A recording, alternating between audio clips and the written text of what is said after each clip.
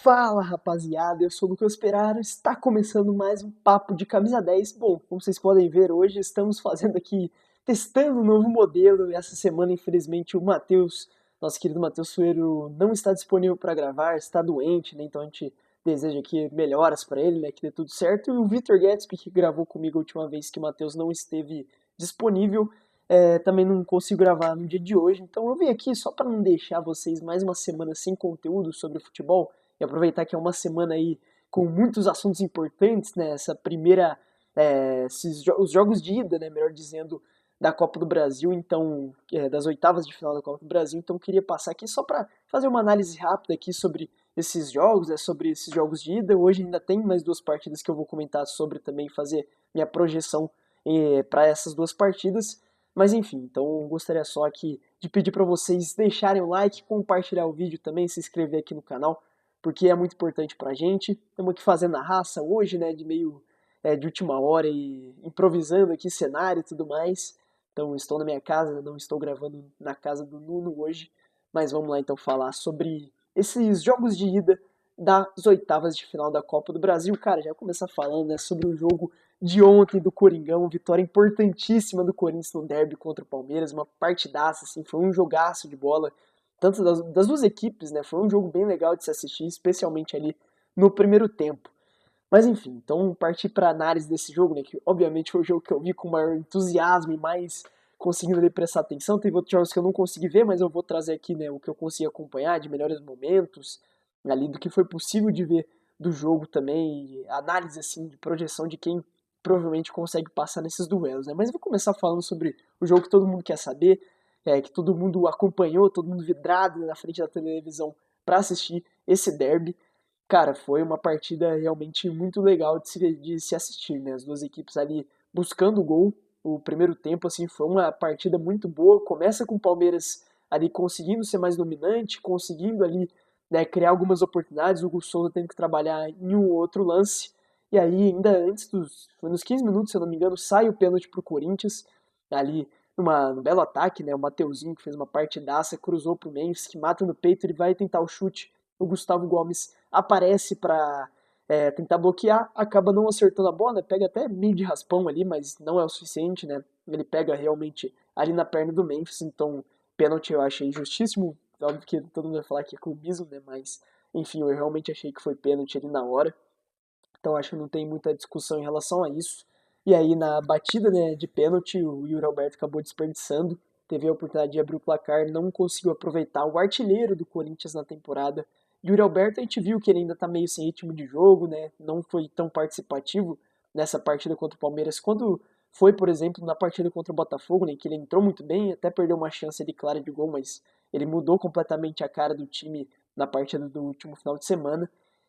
Mas enfim, dá pra ver que ele realmente tá devendo um pouco nessa questão do ritmo, né? Mas enfim, depois do pênalti perdido aí pelo Yuri Alberto, inclusive dar meus parabéns aí pro Everton, né? Que fez realmente uma baita defesa. É um goleiro que muitas vezes é criticado assim de forma injusta, né? Eu sei que ele cometeu falhas, obviamente a do Mundial que ficou mais marcada aí pra carreira dele, mas é um cara que, sim, pega muitos pênaltis. Às vezes passa a impressão que ele não pega tantos pênaltis, porque quando o Palmeiras está nas disputas, né, o Palmeiras sempre perde. Mas é muito menos por conta do Everton. O Everton sempre cata pelo menos um pênalti. Vocês podem pegar aí qualquer disputa que o Palmeiras teve nesses últimos anos, o Everton sempre garante pelo menos um ou dois pênaltis. Aí a questão é que os jogadores do Palmeiras não conseguem aproveitar, né? E acabam desperdiçando as chances, então acho que assim, o Everton baita goleiro, teve suas falhas, obviamente, já não tá no melhor momento da carreira, mas mais uma vez se mostrando importante, até porque logo depois, ali, uns 5 minutos depois, né, o Mateuzinho teve uma bela finalização ali de fora da área, o Everton foi pegar também, fez uma bela ponte, então assim, é um goleiro que foi muito importante na partida de ontem. Mas a gente sabe, né, que teve muitas polêmicas aí de arbitragem também. Mais uma vez o senhor e o Wilton Pereira Sampaio sendo escalados nesse tipo de jogo grande. Ele foi bem no Mundial, vamos ser justos, na Copa do Mundo de Clubes, né? Ele apitou muito bem os jogos lá, mas chega no Brasil e volta a ser esse negócio ridículo, né? Óbvio que tem também é, parte nisso o comportamento dos jogadores, né? De toda hora ficar fazendo bolinho na frente do juiz, ficar enchendo o saco. Pra ter uma noção, né? Acho que a galera já deve ter visto até essa estatística, mas o pênalti o momento que o Gustavo Gomes acerta o Memphis foi nos 15 minutos e 50. E aí, no momento em que o Yuri Alberto bateu o pênalti, foi já uns 21 e poucos minutos de jogo, então assim, quase 5 minutos de paralisação até o pênalti ser cobrado. É algo que sempre acontece no futebol brasileiro, uma vergonha, né? A gente tem que melhorar nesse aspecto, e isso atrapalha muito o jogo, e que se refletiu muito no segundo tempo, né? Já chego no segundo tempo, mas que foi, né, um jogo muito mais pausado, muito mais truncado do que foi o primeiro, e que as duas equipes estavam sim querendo jogar bola. O Corinthians, depois desse pênalti perdido pelo Yuri Alberto, poderia, talvez no jogo, cair um pouco de nível, né, ficar um pouco abalado, mas não. Seguiu muito firme no jogo, atacando muito bem, teve essa chance do Mateuzinho que eu citei, algumas outras chegadas também que a zaga do Palmeiras conseguiu bloquear. Então o Corinthians fez um primeiro tempo assim muito bom, estava gostando bastante. O time era seguro defensivamente, né? Partidaça do André Ramalho e do Gustavo Henrique, o Bidu também muito bem, o Mateuzinho para mim foi um dos melhores do jogo sem dúvida, o Ranielli dando a sustentação defensiva necessária, de alguma barbaridade, Martinez também correndo o jogo inteiro.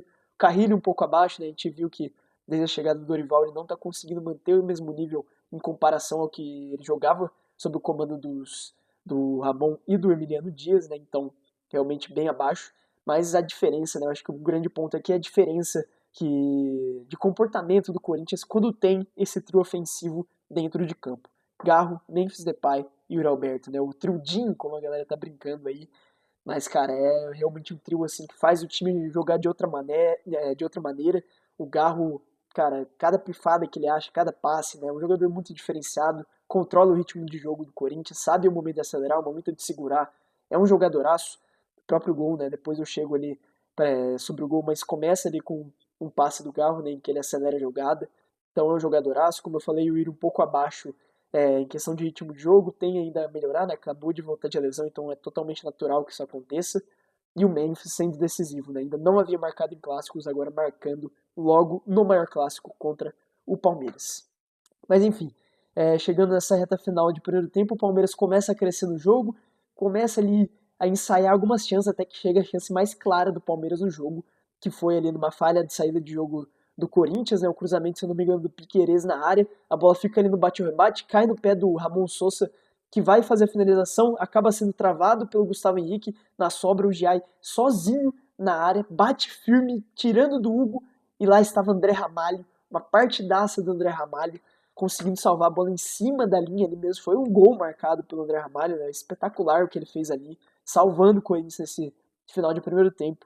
E aí tivemos ali o intervalo, volta para o segundo, como eu disse, um jogo mais truncado, mais complicado, não tendo muitas chances claras para ambos os lados. O jogo fica ali bem emperrado. O Palmeiras tem uma outra chance, né? Teve um chute da Ramon Sousa, inclusive acho que fez um bom jogo, uma finalização de fora da área que passa muito perto ali do gol do Hugo Souza, acaba saindo, mas o Palmeiras acho que estava melhor. No segundo tempo estava mais encaixado, conseguindo ali achar boas jogadas. Você sente, né, que o Palmeiras é um time mais organizado, um time que está mais inteiro fisicamente do que o Corinthians. Isso estava muito evidente, o time mais bem planejado, né, em questão de movimentação. Por mais que eu acho que o ataque do Corinthians seja bem superior nesse momento que o ataque do Palmeiras, né, você compara o trio ofensivo do Corinthians com, por exemplo, Maurício, Ramon Sousa, Facundo Torres e Vitor Roque, eu acho que o trio do Corinthians está bem acima, bem à frente mesmo, né? Se quiser colocar o Carrilho como um quarteto daí do Corinthians, né, evidencia ainda mais isso. Então, o Palmeiras estava assim tendo bastante dificuldade no primeiro tempo, né, na criação, no segundo, né, até chegar essa reta final. No segundo começa a melhorar, tem ali uma outra chance. O Maurício acho que fez um muito bom jogo, né, armador ali que se movimenta bastante, aparece muito pro jogo, gosto do futebol do Maurício. E o Palmeiras conseguindo ali se manter bem no jogo, criando uma outra chance, mas não com tanto perigo, né, tirando esse chute do Ramon Sousa. E aí já uma reta final de jogo, quando parecia que não ia ter muita coisa, né?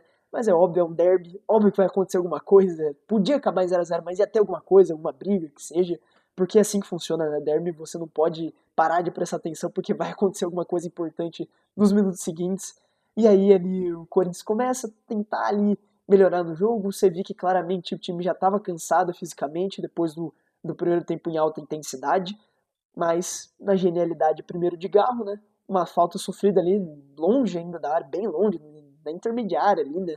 Bem no meio do campo. O Palmeiras achando que o Garro ia segurar ali a bola, ia esperar para cruzar na área. Não, ele via o Mateuzinho livre, já aciona direto o Mateuzinho domina, sozinho ali para fazer o cruzamento perfeito, é, achando o Memphis Depay, que com perfeição, né, de posicionamento, percebe ali o Gustavo Gomes e o Mikael, né, um pouco perdidos na marcação, ele dá um passo para frente, fingindo que vai tentar antecipar, volta para trás, o cruzamento vem ali no limite, né, da medida para o Memphis conseguir dar o pulo antes, parecia que não ia chegar na bola, mas no último segundo ele cabeceia com perfeição, tiro do Everton, um belíssimo gol de cabeça do Memphis, sendo decisivo, isso que a torcida do Corinthians estava cobrando dele, ele aparecer nesse tipo de jogo, e cara, ele aparece, porque em 12 jogos de mata-mata com a camisa do Corinthians ele tem 10 participações em gols, então é um cara que é muito decisivo, ele pode em vários momentos jogar, né, parece com preguiça, né, um pouco de prepotência, mas em jogo grande ele tá aparecendo, não tem como criticar o Memphis nesse sentido, é um jogador muito decisivo, sofreu o pênalti no primeiro tempo, converteu o gol no segundo, então, perdão, conseguindo ser esse jogador que a torcida do Corinthians cobra, que o Corinthians precisa, o Memphis decidindo o jogo, muito bem mesmo, conseguindo aí marcar esse gol. Depois o Palmeiras se lança para ataque, né, faz algumas alterações, coloca o Flaco Lopes, né, no lugar do Vitor Roque, mais uma vez o Vitor Roque até se movimentou, tentou, mas assim, tá muito abaixo, né, você vê que ele tá numa rotação diferente da equipe do Palmeiras. O Flaco chega até dando mais dinamismo, né, por incrível que pareça, um cara que é mais alto, tem menos velocidade, mas até acho que entra de maneira interessante no jogo. E aí numa falta cobrada ali do Palmeiras, pelo lado direito, achando o Gustavo Gomes, sempre muito importante na bola aérea. Ele ajeita para o outro lado, o Maurício pega de primeiro um canhão sem chance para o Hugo, empata o jogo pro Palmeiras, aí gera uma tretinha ali, né, que assim, pô, é torcida única, não tem muito onde o Maurício comemorar, né? Ele comemora ali, fazendo uma brincadeirinha, mas pô, o Yuri Alberto provocou lá na Allianz Parque, então faz parte, sabe? O Hugo foi lá cobrar ele, até achei meio indevido, óbvio que nós como torcedores, né, achamos engraçado o Hugo ir pra cima, mas assim, não é algo que faz sentido, né? Mas logo depois o gol é anulado e aí tá gerando toda essa polêmica justificada, né? Uma polêmica eu acho que bem justificável, porque, é, cara, é difícil, né? A gente precisa logo ter um impedimento semiautomático ali que nem foi na Copa do Mundo, como todas as grandes ligas europeias já adotaram, porque facilita e, cara, tira completamente essa questão do erro humano, né?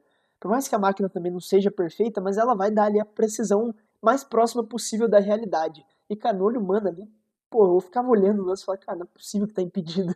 Não é possível. Parecia muito que tava na mesma linha, né? O braço do Matheusinho tá esticado. Óbvio que você tem que ver primeiro aqui onde tá pegando a circunferência aqui no ombro, né? Então traçaram a linha ali. Assim, fizeram tudo da maneira correta, né? Em questão da, da fórmula, né, de como seguir o passo a passo, de como seguir essas linhas, eles fizeram ali da maneira correta, só que é muito impreciso, você não consegue ter certeza, né, uma câmera meio de lado, cara, sempre gera muita polêmica aquilo, né, já aconteceu a favor do Palmeiras algumas vezes, aconteceu contra o Corinthians, agora acontece a favor do Corinthians e contra o Palmeiras, vai continuar acontecendo isso sempre, né, até vir o impedimento de cima automático que vai acabar com esse tipo de polêmica, né, porque aí você vai ficar culpando a máquina, tá ligado? Tipo, não vai, né? Então, é uma situação realmente que é de urgência, né? A CBF anunciou que no próximo ano eles pretendem colocar na Copa do Brasil, também no Brasileirão. Tomara que realmente aconteça, porque se faz muito necessário, né? E gera esse tipo de polêmica aí, que é muito difícil se realmente está impedido ou não, é difícil de ter certeza. Vou confiar aí no que os caras fizeram, né? Tem muito o que fazer. Enfim, o Palmeiras quase então consegue o empate. Depois disso, o Corinthians até teve algumas oportunidades de contra-ataque, mas não conseguindo aproveitar, né? Dá para ver claramente o cansaço físico, né? O Yuri Alberto teve oportunidades ali para puxar um contra-ataque, estava sem perna, tenta uma finalização que chuta ali em cima do Gustavo Gomes. O Corinthians poderia, se forçasse um pouco mais, quem sabe fazer o 2-0, matar esse jogo e levar uma vantagem muito sólida para o jogo de volta, mas não conseguiu aproveitar, então ficou só no 1-0. Mas ainda assim, placar importantíssimo, vitória no derby que ganha confiança, o sistema defensivo começando a se arrumar, né? André Ramalho e Gustavo Henrique muito bem, os dois laterais, né? Mateuzinho e Bidu, Raniel e Martins dando a sustentação defensiva ali no meio campo também, muito bem. Então, uma partida mais segura do Corinthians, foi um jogo equilibrado, acho que o empate seria justo, mas uma vitória do Corinthians também não dá para falar que foi injusta, porque eu acho que no geral do jogo o Corinthians conseguiu apresentar mais intensidade, criar as melhores oportunidades, então acho que foi sim justo essa vitória do Timão. Mas enfim, não está nada definido. O jogo da volta no Allianz Parque é outra coisa, um jogo muito complicado. Vamos ver o que vai acontecer. Vai ser uma grandíssima partida, todo mundo com certeza estará acompanhando. É só realmente aguardar e esperar para ver o que vai acontecer nesse grande duelo aí do derby. Agora, seguir, né, de maneira cronológica, já que eu falei do jogo que estava todo mundo aguardando. Na terça-feira teve Botafogo e Bragantino, não consegui ver esse jogo, só vi os melhores momentos depois. Mas o Botafogo do Ancelottinho, né, David Ancelotti aí, conseguindo a vitória por 2-0. Partida bem importante aí para o Botafogo, que vinha sofrendo desconfiança nesses últimos jogos, né? Teve um empate contra o Corinthians no final de semana, empatou contra o Vitória, também jogando dentro de casa, né? Então não era um grande momento, precisava dessa vitória. O Botafogo em reconstrução mais uma vez, né? Assim como foi no ano passado, em que eles mudaram metade do time basicamente, esse ano acontecendo isso de novo. Então chegando aí algumas novas peças, né? Arthur Cabral, Joaquim Correa, alguns jogadores aí que chegam para serem titulares, né? Nessa equipe do Botafogo, e conseguindo uma vitória importante. O Bragantino também, né, voltou ganhando do Corinthians na Neoquímica no Brasileiro, parecia que ia despontar para brigar pelo título, mas já veio um momento de baixa novamente, perdeu para o Flamengo, perdeu no final de semana também, agora não me lembro contra quem, mas já não está vivendo o melhor momento. O Bragantino, o Botafogo vencendo, conseguindo essa vitória muito importante, uma vantagem também fundamental aí para o jogo de volta, né? Acredito que o Botafogo é sim o favorito para a classificação, mas eu não descarto ali um segundo jogo, o Bragantino jogando dentro de sua casa, quem sabe surpreender e buscar uma virada. Mas enfim, um jogo importante é para o Botafogo para ganhar essa confiança e dar esse respiro maior para o David Ancelotti fazer o seu trabalho com calma, né? E agora é ver o time do Botafogo aí se encaixando, né? Se vai conseguir se encaixar. O Barbosa marcando gol, né? Cara, jogadoraço, um dos melhores zagueiros do futebol brasileiro para mim nesse momento, jogando uma barbaridade. O Botafogo aí com essa boa vitória. Aí ontem tivemos aí um resultado bem surpreendente, né? O Cruzeiro, vice-líder do Campeonato Brasileiro, empatando em casa contra o CRB, 10º colocado da Série B. Realmente não esperava, acreditava que o Cruzeiro, até por jogar o primeiro jogo em casa, ia construir uma vantagem bem sólida para o segundo jogo lá é, no Alagoas, né, contra o CRB no estádio Repelé, mas não conseguiu fazer valer o favoritismo, ficou só no 0-0, resultado bem decepcionante para a torcida do Cruzeiro. Mas é ver, ainda considero o Cruzeiro como favorito, né, para conseguir classificação, não poderia ser diferente, mas digo o sinal de alerta, né? Teve aí um empate contra o Corinthians no, na semana passada, né, em que o Corinthians até jogou melhor que o Cruzeiro, eu acho que merecia ter vencido aquela partida. Perdeu para o Ceará jogando dentro de casa no final de semana, e agora esse empate contra o CRB, então começa a ligar o sinal de alerta, um time que vinha num momento espetacular, Caio Jorge fazendo gol todo jogo, o Gabigol quando entrava era importante, enfim, agora já vive um momento ali um pouco de questionamento, mas ainda assim, acho que tem tudo para se recuperar, um elenco muito forte, né? Muitos jogadores à disposição, não para de contratar, o Pedrinho BH tem dinheiro infinito na mão, né? É o que parece, para investir nesse Cruzeiro, então ainda considero como favorito, ver o que vai acontecer no jogo de volta, mas, né, fica ligado o sinal de alerta e muitos méritos aí do CRB por conseguir, né, segurar essa atitude ofensiva aí do Cruzeiro nesse primeiro jogo. Agora dois duelos, né, envolvendo equipes que jogam a Série C, né? Eu trabalho num veículo que cobre a Série C, né, a Rádio Leque, mais especificamente a gente cobre o Londrina Esporte Clube, então por consequência a gente faz todos os jogos do Londrina na Série C, então estou mais familiarizado também com times dessa competição. Tivemos as partidas entre Bahia e Retrô, a vitória por 3-2, né, do Bahia contra o Retrô lá na Fonte Nova, vitória importantíssima do Bahia. Abriu 2-0, imaginei, pô, vai vir uma goleada, porque o Retrô uma das piores equipes da Série C, atual penúltimo colocado, vive um péssimo momento, crise total por lá, troca de técnico, já é o quarto técnico, se não me engano, do Retrô na temporada, então um time que não vem no bom momento, né? Tem nomes conhecidos, né? O Wagner Love, por exemplo, está lá no Retrô, o Fernandinho, ex-ponta esquerda que jogava no São Paulo, no Grêmio, também joga por lá. Então, um time que tem algumas peças conhecidas, mas é um time bem fragilizado, inclusive levou um 4-0 do Londrina recentemente, né? É uma equipe que não tem muita força, imaginei que o Bahia construiu um resultado até mais sólido, né, do que esse 3-2, mas ainda assim uma vantagem, que é importante, e acredito que o Bahia consiga, sim, nessa classificação, um time que está brigando ali no topo de tabela também na Série A, um dos times mais legais aí de se ver nesse ano, o Rogério Ceni com muito bom trabalho aí sob o comando do esquadrão. Então acho que o Bahia consegue sim essa classificação contra o Retrô, apesar de não ter sido a melhor das vantagens. E aí o outro jogo envolvendo a equipe da Série C foi justamente o duelo do Vasco da Gama contra o CSA lá no estádio Repelé, em Alagoas, né, em Maceió. E, enfim, 0-0, esse eu consegui assistir o segundo tempo ali dessa partida. É um jogo que poderia, eu acho que o empate ficou justo, mas é um jogo que poderia pelo menos acabar empate com gols, porque as duas equipes criaram bastante, mas era aquilo, né? O Vasco é um time que consegue criar, mas não aproveita suas oportunidades e defensivamente dá muito espaço, então o CSA teve muitas chances de gol também. Eles têm um dos artilheiros do Brasil na temporada, né? O Thiago Marques, tem 16 gols, se eu não me engano, na temporada. E ele conseguiu criar algumas oportunidades, desperdiçou chances ali importantes, então o CSA poderia até ter vencido o jogo, mas assim como o Vasco também poderia, porque criou oportunidades, o Coutinho perdeu uma chance muito clara, teve ali alguns lances que poderiam cair a favor do Vasco, acabou não acontecendo, fica esse 0 a 0 aí, próximo jogo no São Januário, então também coloca o Vasco como favorito, né? A gente sabe que o Vasco também não está na sua grande fase, tem aí, além de não estar numa boa fase, ainda tem azar, né? Toda essa questão aí do Léo Jardim, a polêmica que aconteceu no final de semana, né? Cartão vermelho aí por simulação, né? Por cera, na real, né? Melhor dizendo, foi na cera. E aí, depois confirmando uma lesão do Léo Jardim, então uma expulsão injusta, né? É óbvio que a gente fica com esse questionamento, porque realmente na hora parecia que era cera, mas depois se confirmou que ele realmente teve uma lesão. Então o Vasco, além de, né, de muita incompetência em vários momentos, ainda tem azar, então fica difícil pro Vascão. Mas conseguiu ficar nesse 0 a 0 aí, poderia ter saído para melhor ou para pior, porque foi um jogo muito equilibrado ali entre as duas equipes. O CSA também não vive grande momento na Série C, já são 5 jogos sem vencer na Série C, foi derrotado pelo Londrina no final de semana, então estudei recentemente esse adversário, mas não está vivendo um bom momento, saiu do G8 já faz algumas rodadas, né, então está brigando ainda para tentar a classificação para a próxima fase da Série C, e agora aí na Copa do Brasil tem esse trabalho complicado de tentar eliminar o Vasco da Gama lá em São Januário. Vamos ver, coloco o Vasco como favorito, mas também não descarto uma classificação do CSA, porque é aquilo, do Vasco você nunca duvida. Perdão, uma tossezinha aqui agora.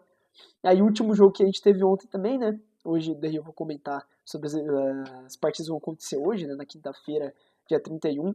Mas ontem ainda teve o Inter Fluminense lá no Beira-Rio. Vitória do Fluminense por 2 a 1. Resultado, de certo modo, surpreendente, né? O Fluminense fez aquela campanha espetacular no Mundial de Clubes que a gente comentou bastante aqui no canal.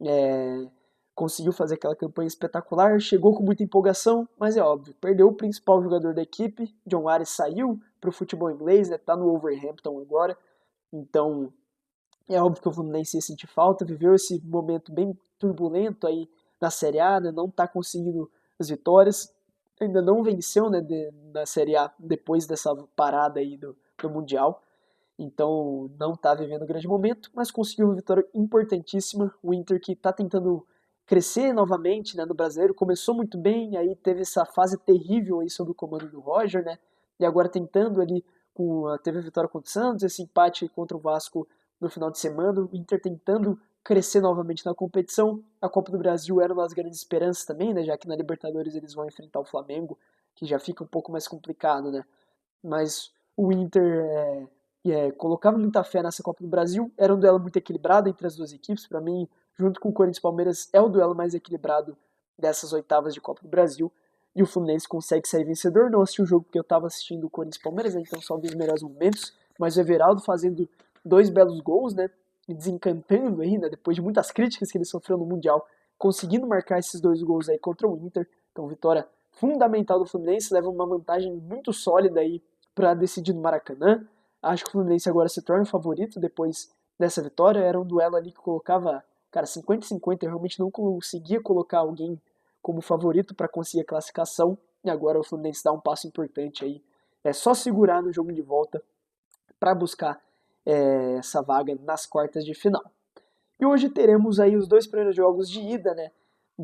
Desses 2 duelos, um duelo muito interessante, né? Que vem sendo uma tendência nos últimos anos, as equipes se enfrentam em vários momentos. E outro duelo aí que também acontecia muito, né? Mas esse ano vamos ver apenas nessa Copa do Brasil, já que o Atlético Paranaense está na segunda divisão né, nacional, né? Tá na Série B e vai enfrentar o São Paulo aí às 7h30, se eu não me engano, né? A partida entre esses 2 clubes. Não tem como, né, não colocar o São Paulo como favorito. Tá numa Série A, vivendo o melhor momento da temporada, com o Hernan Crespo, desde a vitória ali, desde o empate, né, contra o Bragantino, mas especialmente a vitória contra o Corinthians, que conseguiu dar esse salto aí de nível da equipe. O São Paulo conseguindo aí, então, essas 3 vitórias seguidas, né, foi contra o Corinthians, depois foram 3 vitórias seguidas, não lembro exatamente os adversários, mas foi essa sequência, né? Ganhando o Fluminense, né, no final de semana. É Fluminense e Juventude, isso. Corinthians, Juventude e Fluminense. Essas 3 vitórias seguidas aí do São Paulo, vivendo um grande momento. O Hernan Crespo conseguindo ali encaixar muito bem o time. Um excelente momento do Luciano, que não para de fazer gol. É um jogador muito decisivo, ídolo da torcida São Paulina. Então coloco como favorito. O Atlético não vive um bom momento ali no meio de tabela da Série B, decepcionando bastante, o time que tem um alto investimento, que vinha se consolidando como uma potência nacional nesses últimos anos, ganhando 2 Sul-Americanas, ganhando uma Copa do Brasil, e depois, logo no ano do centenário, acabar sendo rebaixado, foi realmente uma grande decepção. O time ainda não conseguindo acordar nessa temporada, foi eliminado também do Paranaense, né, ficou na semifinal para o Maringá, que acabou perdendo aí a final para o Operário, mas enfim, Atlético Paranaense não vive um bom momento, então eu acho que o São Paulo é sim bem favorito para conseguir essa classificação. E aí chegamos no outro grande duelo dessa Copa do Brasil, né? Colocou assim os 3 principais duelos, né, dessas oitavas. Corinthians e Palmeiras disparado em primeiro, né? Não tem como, derby, jogo muito decisivo, né, para as duas equipes, que vai definir os rumos dessas duas equipes na temporada. O Inter e o Fluminense é um jogo bem interessante de acompanhar, muito equilibrado. E às vezes Flamengo e Atlético Mineiro também promete muita coisa. Eles já se enfrentaram, né, inclusive no final de semana. O Flamengo conseguiu a vitória por 1-0, gol do Léo Ortiz. O Atlético, né, passando por toda essa crise. Inclusive, lembrando, essa aí foi a final do ano passado da Copa do Brasil. Equipes que vêm se duelando já constantemente, né, nesses últimos anos, se enfrentando bastante, tanto em Copa do Brasil quanto em Libertadores, o brasileiro fazendo jogos decisivos. Então é um duelo muito interessante de se ver, né, nessas últimas temporadas. De um lado, né, Hulk, sempre muito constante, principal referência técnica do Galo. Do outro lado, o Flamengo, com o Pedro tentando ali retomar essa grande confiança do Felipe Luiz, conseguir a titularidade. Então é um jogo que tem muitas camadas, que tem muita história, que eu estou muito animado para assistir. Acho que vai ser um duelo muito interessante entre essas duas equipes. É óbvio, no momento não tem como não colocar o Flamengo como favorito, joga o melhor futebol do país, depois desse momento um pouco de queda aí do Cruzeiro, né? O Flamengo continua muito constante, é o time mais europeu, né? Eu não gosto muito de falar isso porque parece viralatismo, mas é realmente um estilo de jogo do Felipe Luiz, se assemelha muito com o que a gente vê lá fora, com muita pressão, muita intensidade, controle da posse de bola. Gosto muito do que o Flamengo de como o Flamengo do Felipe Luiz vem jogando, vem desempenhando. Então é uma equipe que está se consolidando, fez essa janela de transferências espetacular, né? Então só comentar rapidinho aí essas contratações, né? Emerson Royal pro lateral direito, eu acho que tem um decréscimo, né? O Wesley vive um melhor momento, o Emerson Royal é um cara muito inconstante, que toma cartões vermelhos muito bestas, né? Um jogador que não conseguiu se consolidar da forma que a gente esperava na Europa, né? Foi contratado pelo Barça, nem chegou a estrear lá, já foi vendido pro Tottenham, no Tottenham decepcionou muito, aí no Milan também não conseguiu muita coisa, então é um jogador que deu uma estagnada na carreira, vamos ver se recupera aqui no Brasil, acho que é uma aposta bem válida aí do Flamengo, ainda mais levando em conta que o Varela vive um bom momento, lateral que é bem constante também, o Flamengo tem muita opção, o Danilo também pode fazer essa função, né, isso que é complicado, o elenco do Flamengo tem muita opção, jogadores polivalentes que podem fazer diversos papéis dentro de campo, então é realmente muito difícil competir com eles. Então foi o Emerson Royal, o Carrascal, que era um sonho antigo e também do Flamengo, né? Agora sim, chegando aí do Dinamo Moscou, uma contratação bem interessante, jogador que faz várias funções ali do meio para frente, pode atuar na ponta, pelo meio, né? Tanto na ponta esquerda quanto ponta direita, um pouco mais à frente também. Um jogador que pode agregar bastante aí no elenco. Acho que não vem para ser titular, mas para ser um muito bom reserva. E 2 contratações assim que eu acho que é num nível muito acima mesmo. Saul Niguez, né? Que por mais que não viva um bom momento, é um jogadoraço, cara. Jogou muito no Atlético de Madrid. Agora a galera tá resgatando aquele golaço que ele fez contra o Bayern de Munique lá na Champions de 2016, né? Se eu não me engano, aquela campanha que o Atlético chega na final, né? E perde pro Real Madrid, né? A outra, né, não da lá décima, já que eles fizeram essas 2 finais aí em 3 anos. Mas é um jogadoraço, que tem muita qualidade técnica, acho que se encaixa perfeitamente no estilo de jogo do Flamengo. Não é um substituto para o Gerson, não. O Gerson é um jogador que participa mais da construção ofensiva. O Saul é aquele cara ali, motorzinho no meio de campo, se assemelha até mais ao Jorginho, eu diria. Apesar de ser uma função, né, de segundo volante, o Jorginho joga mais na primeira função. Mas é uma contratação muito interessante. Acho que tem tudo para agregar muito ao elenco. Imaginando, cara, como que um time vai conseguir dominar o meio campo do Flamengo com eles tendo o Jorginho, o Jorginho, o Saul, a Arrascaeta, Pulgar, sabe? É muita qualidade junto. Imagina se tivesse o Gerson ainda, né? Então é loucura mesmo, baita contratação. E para mim, a principal contratação foi a de Samuel Lino, jogador que tinha muito mercado na Europa, estava quase se acertando com o Napoli, atual campeão italiano que vai disputar a Champions League, mas o Flamengo ofereceu uma bolada, convenceu o jogador e tá aí já confirmado, né, no Flamengo. Então uma baita contratação, chega para ser titular absoluto. O Flamengo tinha questões aí nessa ponta esquerda, o Cebolinha não conseguiu desempenhar bem, o Michael tendo muitos problemas físicos, o Bruno Henrique também não convencendo muito, o Alassian, que está em um grande momento, é um jogador muito promissor, mas ainda jovem, então é difícil você confiar nele em jogos muito grandes, né, porque acontece ali do jogador, né, nessa idade ainda ser muito inconstante, então assim uma contratação zaça mesmo do Flamengo com o Samuel Lino para ser titular absoluto nessa ponta esquerda aí, pode fazer função mais atrás também, né, se o Flamengo quiser jogar em três zagueiros, ele pode ser ali o ala esquerdo, pode atuar no lado direito também se precisar, um jogador polivalente que joga muita bola, fez algumas boas temporadas pelo Atlético de Madrid, então assim, baita contratação mesmo do Flamengo, e é o favorito para vencer o Atlético Mineiro, acho que tem mais time, tem mais elenco, né, um time titular mais sólido, um elenco mais forte, o momento todo é do Flamengo também, tem a força, primeiro jogo no Maracanã, às vezes construindo uma boa vantagem, é muito difícil que acabe sofrendo gols no outro jogo, né? O Flamengo é o melhor ataque, melhor defesa do Brasileirão, tá aí também nas oitavas da Liberta, né? Apesar de na Liberta não ter ido tão bem na primeira fase, vai enfrentar o Inter aí nas oitavas. Então, enfim, é realmente o time que tá jogando muita bola, é muito difícil de parar, o Felipe Luiz é um baita de um técnico, então realmente fica difícil de competir com o Flamengo nesse momento. E o que resta pro Galo é, cara, fazer o possível ali, se entregar. Acho que fez um bom jogo, sim, no final de semana. O Rony perdeu algumas oportunidades, né? Era um jogo que o Atlético tinha, sim, chances de, quem sabe, sair pelo menos com um ponto, né, do Maracanã. Acabou desperdiçando essas chances, bobeou numa bola aérea ali, né, com o gol do Léo Ortiz e acabou pagando o preço. Mas é um bom time do Atlético, a gente não pode descartar, né? Como falei, tem o Hulk aí sempre muito bem, mas é isso, né? O Rony, que não é muito inconstante, tem ali peças boas do meio para trás. O Arana, sempre um bom destaque, que parece que até pode sair do Atlético, né? Ver como vai ficar essa situação. Acabaram de vender o Rubens também, né? O outro lateral esquerdo, então eles estão no mercado buscando um lateral esquerdo para ser titular. Enfim, é um momento complicado aí. O Galo, com toda essa crise aí da SAF, jogadores quase rescindindo, né? Jogadores não vivendo o melhor momento. O próprio Scarpa, né? Que era uma grande esperança para a equipe, não está jogando bem.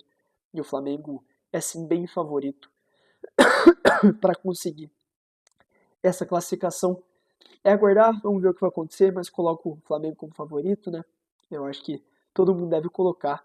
Mas é isso. Então, só repassando, né? Vamos lá. Favoritos para passarem, né? Botafogo contra o Bragantino, acho que o Botafogo passa. Acho que o Bahia passa também do Retrô. Acho que o Vasco passa do CSA. Acho que o Cruzeiro ainda passa do CRB, mas já é bom colocar um asterisco aí, né? Porque vai ser um jogo bem difícil lá, lá em Maceió. Corinthians e Palmeiras, cara, não consigo chutar. Não. Ai, cara, tem medo de colocar o Corinthians e zicar, tá ligado? É realmente muito difícil. Muito, muito difícil. Esse aí. Eu vou colocar 50-50 porque eu não consigo definir um favorito mesmo. Acho que tudo pode acontecer no jogo de volta do Allianz Parque. Fluminense agora vejo como favorito também, né? Contra o Internacional, depois dessa boa vantagem. São Paulo acho que passa o Atlético e Flamengo acho que passa do Galo. Então fica assim minha projeção para essas oitavas de final da Copa do Brasil. Mas semana que vem, o Matheus estando recuperado, se tudo der certo, se Deus quiser, ele estará conosco aqui novamente para a gente trazer nossas análises, já com todos os classificados definidos. A gente traz também nossas análises, do que a gente achou aí dessas oitavas de final da Copa do Brasil. Já falo um pouco mais também de projeção do brasileiro. Depois, na outra semana, já tem Libertadores também, então aquela loucura do calendário nacional. Tem muito assunto para a gente comentar, mas hoje num modelo diferente de vídeo. A gente aqui, né, batendo mais esse papo mesmo, mas deixa aqui nos comentários o que você achou desse modelo de vídeo e também deixe seus palpites, né, de quem você acha que passa na Copa do Brasil, o que você achou desses jogos iniciais. Enfim, muita coisa aí para acontecer, mas nos vemos na semana que vem, aí sim, com o elenco completo, com o estúdio, né, aqui nessa improvisação, né, não vai, se tudo der certo, não vai se repetir, mas valeu demais. Um grande abraço e até a próxima. Tamo junto, se inscreva no canal, dê o like também, né, compartilhe o vídeo, Enfim, nos sigam em todas as redes sociais. Tamo junto demais e até a próxima. Tchau!